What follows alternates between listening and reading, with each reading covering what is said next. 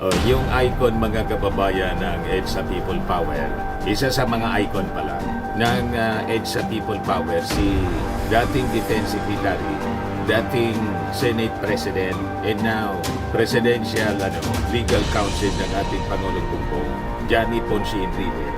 May challenge doon sa mga nagrarally, sa mga supporters ni Sara Duterte na nagmamadali na iupo mga kababayan si Pusit. Ang challenge ni Johnny nagbabagang mga balita at pagtalakay sa mga isyu ng lipunan. Pulsa, opinyon, banat at paglalantad sa katotohanan. Pulsa, what you see is what you get. You decide. Ponce Enrile. Kasi gusto ninyo na mag-people power, just do it. Gawin na ninyo, wag puro dakdak. Ngayon, si Sara Duterte mga kababayan, tatambakan ng kaso ng PNP. More cases eyes, sabi dito sa balita. PNP eyes, more cases versus Sara Duterte, others. Deserve. Sabi nga sa kasabihan, mga kababayan, when it rains, it pours. Talagang tudo ang bagsak pag umulan. Climate change pa naman ngayon. Kaya pag umulan mga kababayan, talagang bumabaha. Sabi naman po ng isang human rights lawyer, kasi di ba, ang inihahanda na kaso laban kay Inday ng DOJ, paglabag po sa Anti-Terrorism Act. Madaling sabi, pag na-filean siya ng kaso, si Sara mga kababayan, considered na suspected terrorist. Sabi ng isang human rights lawyer mga kababayan, this is a poetic justice. Na ang ibig sabihin, deserve retribution. Deserve. Kasi po naman, yung tatay niya, siya yung pumirma. Naging batas yung Anti-Terror Act. Anti-Terror Bill pala muna. Naging Anti-Terror Act. Ang pumirma po yung tatay niya, si Digo. Yung mga human rights groups, mga kababayan, kontra sila sa anti-terror law. Sinulong pa rin ni Digo. Kaya ang tawag ng isang abogado, human rights lawyer, this is a poetic justice. Poetic justice. Poetic justice in Rodrigo Duterte's anti-terror law used versus daughter Sara. Deserve retribution mga kababayan. But before itong ating programa mga kababayan, atid sa inyo nitong ating mga sponsors. Firmax Firming and Lifting Cream. Pinapay po sa mga pulses in affected area. Mainam po ito sa mga pains at paninigas ng mga kaso-kasuan. Ito sa mukha naman yung application, anti-aging, Automax po siya. Ito ay Glow Zero mga kababayan. Whitening po siya. Made in South Korea. Ito naman po, Nengxia Red Mix Fruit Drink. Gawa po siya sa goji berry. May anti-cancer properties po siya. At sa mga nagana po ng malinis and spacious fitness gym, pumunta lang po kayo sa aming Colossal Fitness Gym. May Grab car rental din po kami. At bills payment po sa aming office. At saka sa mga mahilig po sa mga imported bags, manood po kayo sa live selling ni Madam Eileen Rosales sa kanyang Eileen Closet po. Pati mga shoes, ito yung kanya po. Ito yung kanyang page. Kita ninyo, napakagandang mga online selling po siya. Si Madam Eileen Rosales. Cellphone number niya po 773-798-7816. Por ko mga kababayan, ibigay sa inyo ang full story ng mga balitang yan. At pag-usapan po natin, click subscribe muna dito sa ating YouTube channel and hit the notification bell para lagi po kayong updated sa mga kaganapan dito sa ating bansa. Like and share na rin po ninyo ng ating video. At huwag na rin po ninyo na skip yung ating mga commercial ads para tuloy-tuloy lang ang pag-unlad ng bagong Pilipinas. Balikan natin mga kababayan yung ating kwento kasi tatambakan siya ng kaso ng PNP. Away-awayin mo ba naman pati yung PNP, yung leadership mismo, bastusin mo. May mandato mga kababayan ang ating PNP to serve and protect. Hindi yung politiko ang dapat i-protect lalo kung yung politiko abusado at mastermind sa isang plano na pagpatay sa mismong Pangulo. Imagine yung Commander-in-Chief ng Armed Forces, Presidente, First Lady Lisa Marcos, pati si Martin Romualdez, the fourth highest official of the land, mga kababayan, pagbabantaan ng isang tulad po ni Sara Duterte, ay talagang hindi ito palalampasin ng ating mga authorities. So ngayon, tatambakan siya ng kaso. So ito ngayon yung balita. PNP eyes more cases versus Sara Duterte, others.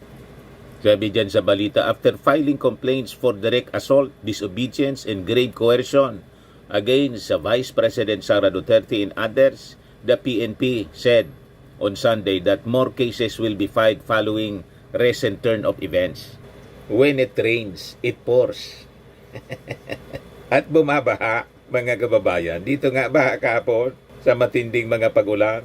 Ngayon, maayos na yung paligid. May araw na po. Malinaw na ang kalangitan. Di ba? Pero madilim, mga kababayan, ang future ng politika ni Sara Duterte. At malamang yung kanyang panaginip, yung kanyang pangarap maging bangungot.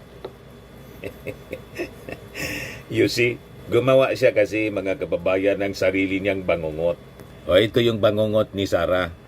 PNP spokesperson Police Brigadier General Jane Fajardo said, the initial complaints against Duterte, Vice Presidential Security and Protection Group Head Colonel Raimundo Dante La Chica, and other Jandos were filed in light of the disruption that happened when Attorney Sulaika Lopez fell ill when she was detained at the House of Representatives. So hindi siya tatantanan, mga kababayan, ng ating mga authorities. Hindi papayag po na isalaula, balahurain, mga kababayan. Binalahura na ni Sara yung kanyang opisina, the Office of the Vice President, pati yung ating Pangulo, Speaker of the House, at si First Lady Lisa Marcos. Hindi papayag na pati yung institusyon, yung PNP, balahurain po ni Sara Duterte. Papayag ba yung mga kapulisan natin? Di ba hindi? Kasi po, pag inayaan nyo ng PNP, mawawala ng tiwala yung publiko sa kanila. Iisipin po ng mga mamamayan na pag may posisyon, mga kababayan sa gobyerno, inutil ang ating PNP. Di ba? At ang kinakaya-kaya lang ng PNP, yung mga ordinary people. Pag mga tulad, mga kababayan, ng mga poderosong tao, tulad ng mga Duterte, bahag ang buntot ng PNP. Yun ang magiging, yun ang iisipin ng mga tao. So hindi papayag po yung ating mga kapulisan sa ganong magiging perception ng publiko. Doon nagkamali si Sara Duterte. Sabi po ni PNP Director General Romel Marbil, yung mga kaso niya laban kay Sara, in others, were not politically motivated, but an exercise of the PNP's mandate to uphold the rule of law. The PNP niya remains committed to its mandate to enforce the law without fear or favor. The filings niya of cases against any individual regardless of status or political affiliation is a reflection of our duty to the Constitution and to the Filipino people. Sabi po ni Marbil. Si Marbil po, tinatawag lang na Romel ni Sara Duterte kasi tingin niya siya na ang Pangulo. The presidency niya was mine already in 2022, sabi ni Sara. Inangkin na po ni Sara Duterte yung presidency dahil lang sa survey. Kaya sabi dito sa report ng Impact Leadership, Sara claims presidency was hers, contradict past denial of political ambitions. Yung mga statement po ng mga Duterte, pamilya niya, lalo si Digong, na hindi interesado sa poder, pwede niya kung mag-resign, inyo na niya. Lahat po baliktad yun. Tingnan ninyo yung ginagawa. Siya lang ang dating Pangulo na ayaw manahimik. Lahat ng presidente, mga kababayan, na lumipas, nananahimik, mga kababayan, pinagbibigyan yung sitting president na gawin din yung kanyang trabaho. Hindi nangingialam. Si Digong lang ang gumagawa ng ganon. You see? Pero ang statement niya, wala sa kanila yung posisyon. Hindi sila ganid, pero iba man po yung pinapakita. Iba po? And sabi rito sa Impact Leadership, Vice President Sara Duterte declared that the 2022 presidency was hers already, contradicting her earlier claims that she never intended to run for president or vice president. Eh sabi ko sa inyo, yung mga analysis ko po, yung tama. Si Sara po, yung movement niyang sa Run Sara Run, hindi niya itinuloy. Kahit po incumbent yung kanyang tatay bilang Pangulo, hindi na niya itinuloy. At nang oferan siya, usapin ng mga Marcos, to run for Vice President. Pumayag siya na mag-Vice President kasi alam niya hindi siya mananalo.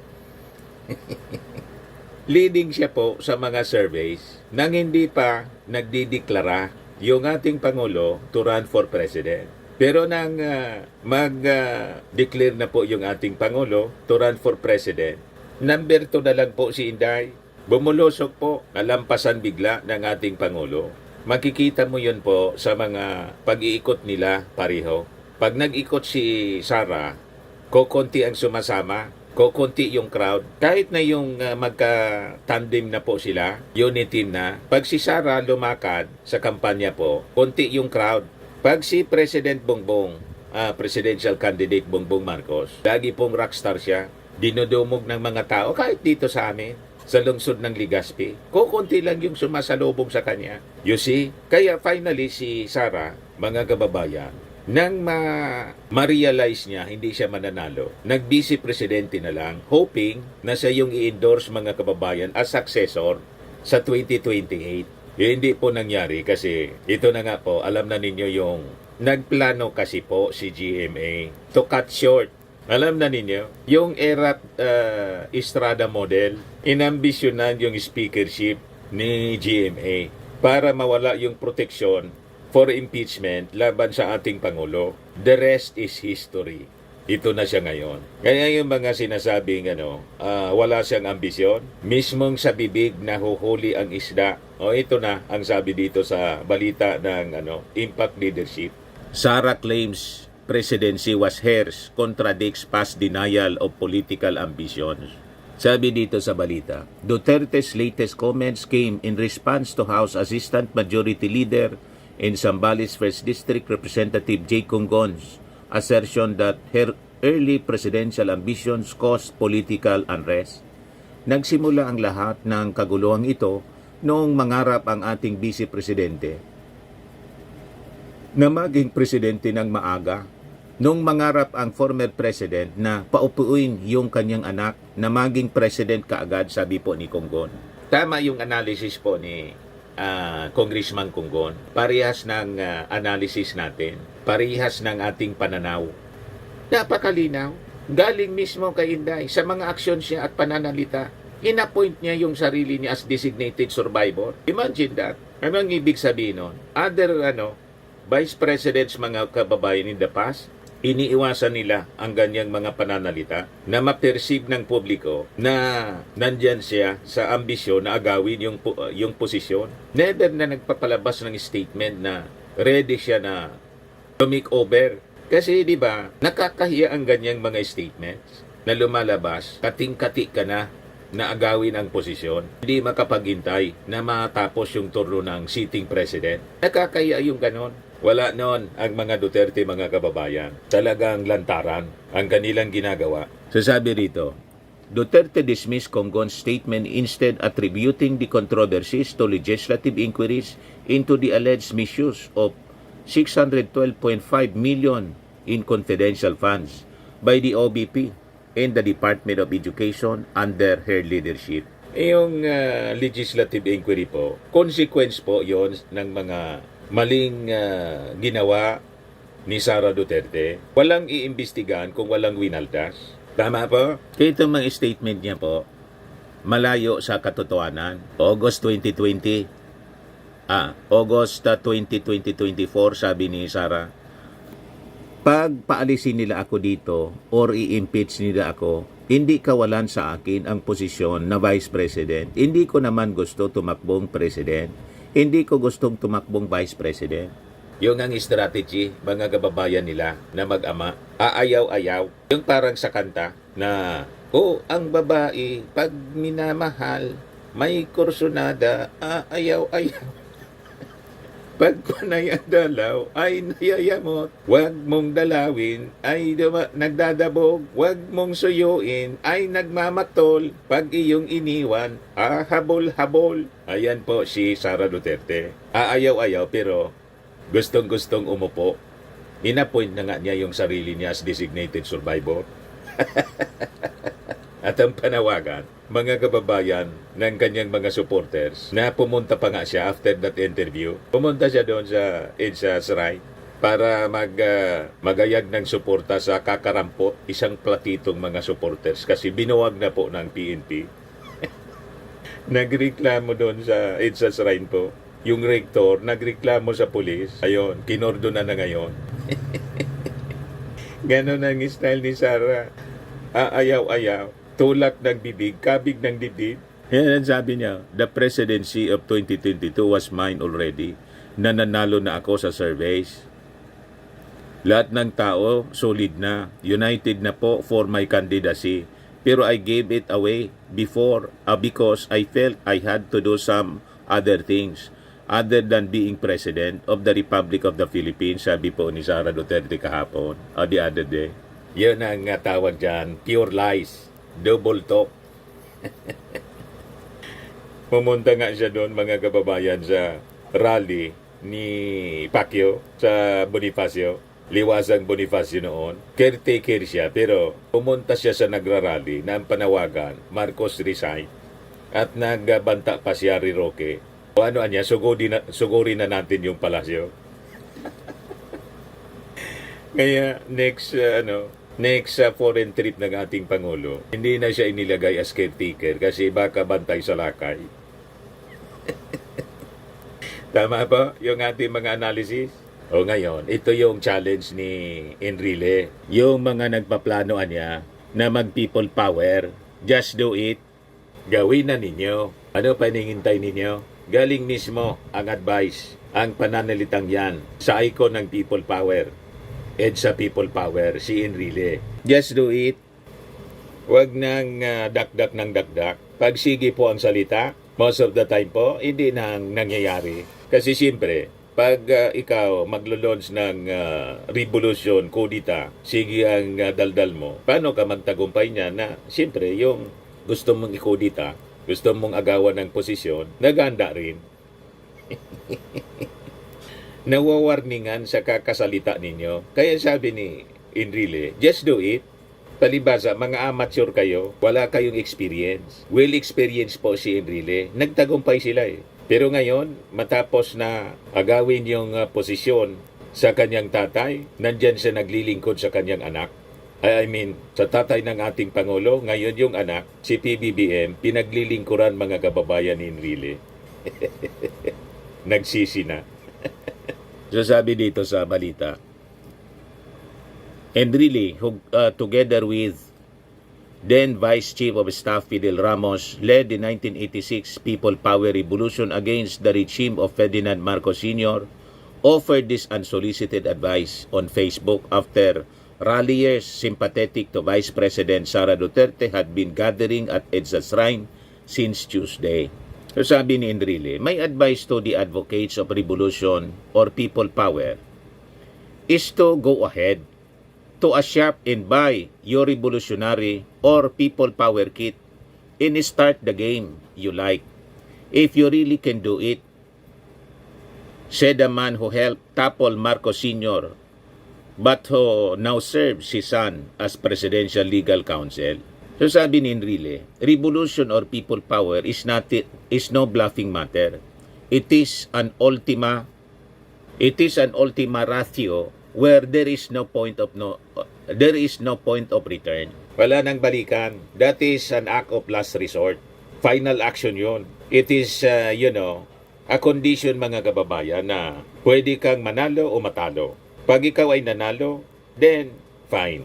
You take over the government. You reign. Pag ikaw ay natalo dyan, kulong. Tulad ni Trillanes, kulong. Kaya, sa ibang bansa, kung may death penalty po, bitay. So try ninyo. Ang challenge ni Enrile, just do it. Gawin na ninyo. Ultima ratio niya is a Latin phrase that means the last resort or the final argument, commonly used to describe a decisive action taken only after all other options have failed. Sabi ni Enrile, ang revolusyon niya is a zero-sum game. Either you win or you lose. That's it. Isulong na ninyo ang revolusyon. Pwede kayong manalo, in survive, in reign, or matalo. Pag natalo kayo, siguradong may kalalagyan kayo. Kaya siguraduhin ninyong mananalo kayo laban sa ating Pangulong Bongbong Marcos. Kasi po, ang Pangulong Bongbong Marcos, ang pamilya Marcos po, may experience na doon sa kanyang tatay. Alangan pauulit pa sila. Tama ba? Kaya yung mga actions ng ating Pangulo, calculated siya, pati yung kanyang mga statement. Kaya yung mga statement po ng mga Duterte na poros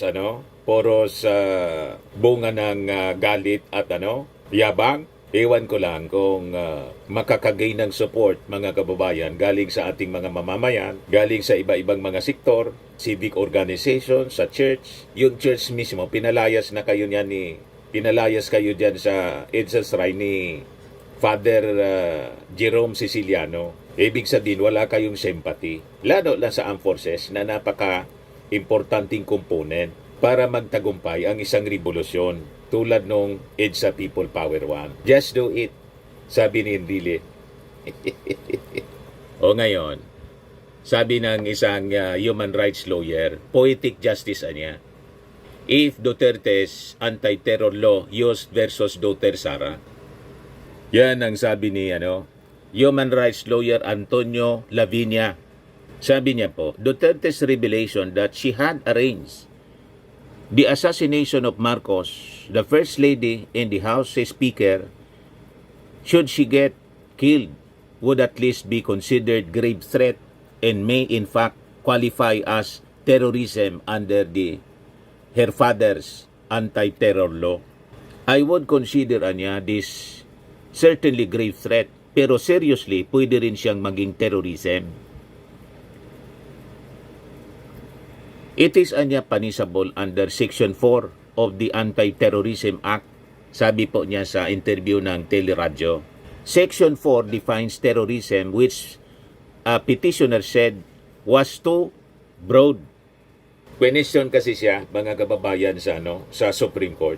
Counted as terrorism as acts intended to cause death or serious bodily injury that are meant to intimidate the general public or segment thereof, create an atmosphere of fear, intimidate the government, or seriously destabilize or destroy the country's political, economic, and social structures. Pasok na pasok po yung pagbabanta po ni Sara Duterte sa ating Pangulo. Pasok na pasok po sa anti-terror law na ang nagpirma po na naging batas, yung kanyang tatay. Kaya poetic justice po siya. For Lavinia, sabi dito, for Lavinia, Duterte's argument that it was a conditional threat does not make sense, since she insisted during her midnight press conference that her kill plan was no joke. Wala namang conditional threat kasi sinet na niya in motion na kung papatayin ako, papatayin ko sila. So may plano na, and very clear nga din. She said, no joke ito. Tinuldo ka ni Sara Duterte yung kanyang sariling ambisyon. So lumalabas, mula sa pagiging vice mayor, naging mayor si Sara, then vice president, dahil sa sobra niyang craving sa confidential funds at sa poder, sa kanyang pagmamadali, imbes maging pangulo, maging next president si Sara Duterte, terorista po yung bagsak niya. Kasi fa-filean siya po ng paglabag sa anti-terrorism law. Talagang poetic justice. Yan kasi, ang lahat ng ito mga kababayan, sabi nga natin many times, wala mang ibang dapat sisihin, kundi yung kanyang sarili. Tama pa? Lahat ito po kagagawa niya.